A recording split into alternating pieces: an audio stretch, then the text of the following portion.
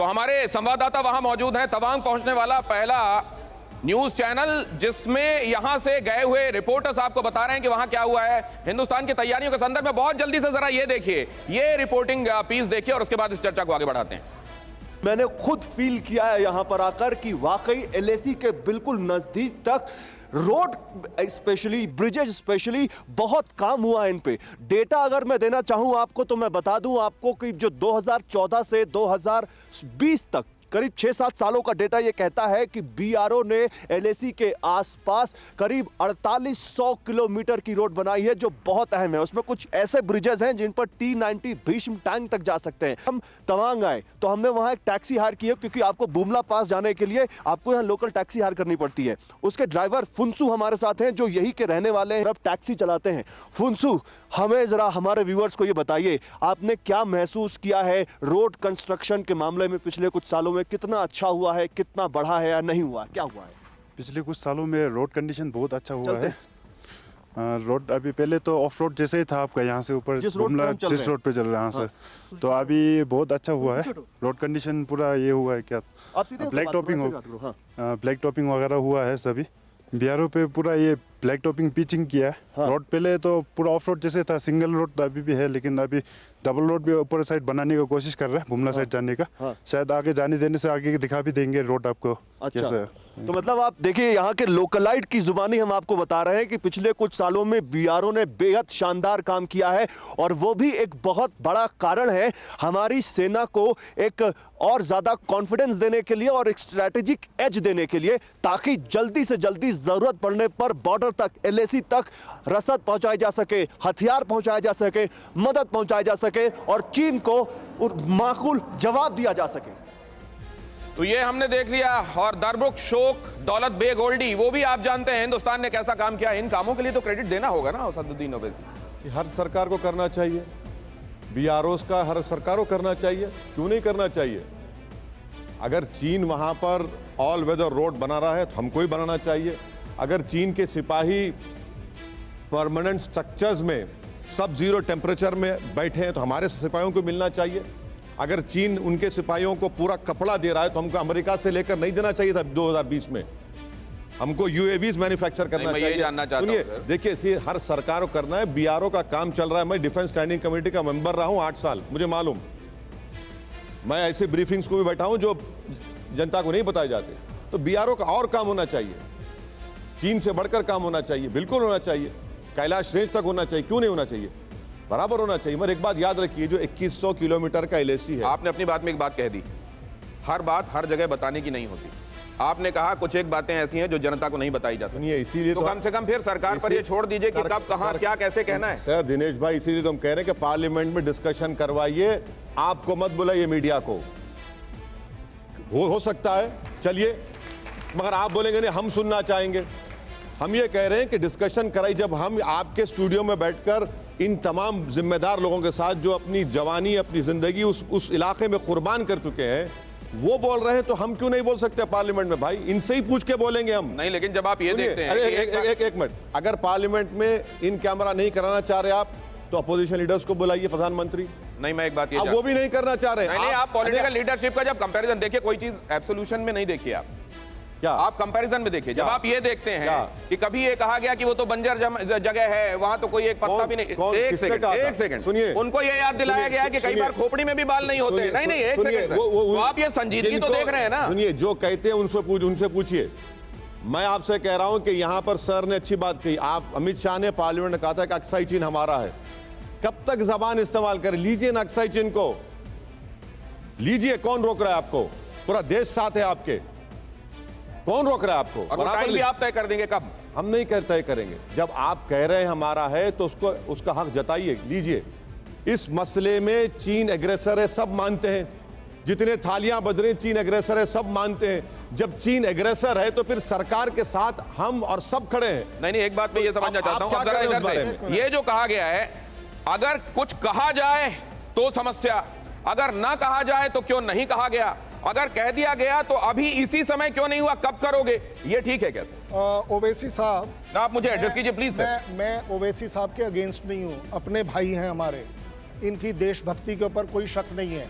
लेकिन हर चीज में पॉलिटिक्स निकालना वो भी एक गलत बात है। मैं पूछता हूं, आप अगर पार्लियामेंट में सवाल जवाब नहीं करवा पा रहे, ये तो आपकी काबिलियत है, ये मेरा काम है ही नहीं। एक मिनट ये मेरा काम नहीं है। सर मैं LAC का जिम्मेदार हूं और उस LAC के फौरन बाद आपके पास आता हूं, अपनी बात कहिए। LAC के ऊपर मेरे से अच्छा कमेंट नहीं कर सकेंगे आप। आपका बड़ा अच्छा प्रपोजल है कि भाई डेलीगेशन भेजिए। मैंने आपको सिर्फ ये बोला, आपको रोका किसने? आप अपनी गाड़ी उठाइए, चलिए, देखकर आइए, 1 महीना लगाइए, पता तो चले आपको। ये सब कहना कितना आसान है कि जी वहां क्या हो रहा है, क्या नहीं हो रहा। एक सेकंड, एक बात बता दीजिए, क्योंकि आप आर्मी में वहां बंदूक लेकर खड़े रहते हैं देश की हिफाजत के लिए, पॉलिटिकल लीडरशिप की जरूरत होती है ताकि वो साथ में वैसी बैकिंग दे जैसी आवश्यक है। कहीं इसमें किसी दौरान किसी एक समय आपको ये लगा कि कहीं कोई दिक्कत है? ओवैसी साहब से मेरी रिक्वेस्ट है, पार्लियामेंट में एक लॉ पारित करिए कि पार्लियामेंटेरियन बनने से पहले आप हाई ऑल्टीट्यूड में 2 महीने गुजार कर आएंगे। देखे तो सही। और आप अपना पर्सनल एग्जाम्पल दीजिए, आप अंदर जाकर जाइए कि मैं जा रहा हूं, मेरे पीछे अगर ये 540 जवाब लेने उनके पास जा रहा हूं, लेकिन मेरा सवाल अभी वो सवाल कंटिन्यू करता है। आ रहा हूं इसके फौरन बाद। मैं भूल जाऊंगा। अच्छा, अग्निवीर जाकर करेगा अल्टीट्यूड पे काम? बिल्कुल करेगा। कहां करेगा अग्निवीर? जहां भेजूंगा वहां करेगा।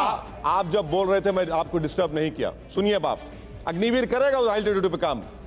6 महीने की ट्रेनिंग में करेगा वो? कौन सी बात कर रहे हैं सर? मत बोलिए साहब। अच्छा, दूसरी बात सर, एक मुझे वो एक अलग प्रॉब्लम है, हम लोग उस पर हम लोग बोलते हैं ना। सर सुनिए, एक मिनट, मुझे बोलने दीजिए। चलिए, अग्निवीर का नहीं जिक्र निकालेंगे। पार्लियामेंट में सरकार क्यों नहीं डिबेट करवाना चाह रही है? वो आप लोग, आपका प्रॉब्लम है। अरे आपसे नहीं पूछ रहा हूँ, मैं आपसे नहीं पूछ रहा हूँ, मैं आप सर आपको बोल ही नहीं रहा हूँ। आप सरकार का हिस्सा नहीं है। बिल्कुल नहीं है। नहीं है, ठीक है। सुनिए, फिर आप पार्लियामेंट में क्यों नहीं कराना चाह रही सरकार? फिर भाई डिबेट करवाइए ना। जब TV9 के टीवी स्टूडियो में बैठकर बात होती है, क्यों नहीं करवाएंगे? नहीं, लेकिन अभी आखिरी बात, अगर सरकार लेकर जाना चाहती है MPs को, मैं तैयार हूं जाने के लिए, बिल्कुल जाने के लिए तैयार हूं मैं। सरकार क्यों ले जाएगी भाई? तुम्हारी जिम्मेवारी क्या है? आपने एक बात सुनिए, आपने इस बारे में सरकार को खत लिखा है क्या? सर कम से कम आप इस तरह की बात मत करिए। खत मांगो। डेमसॉक कहां पर है?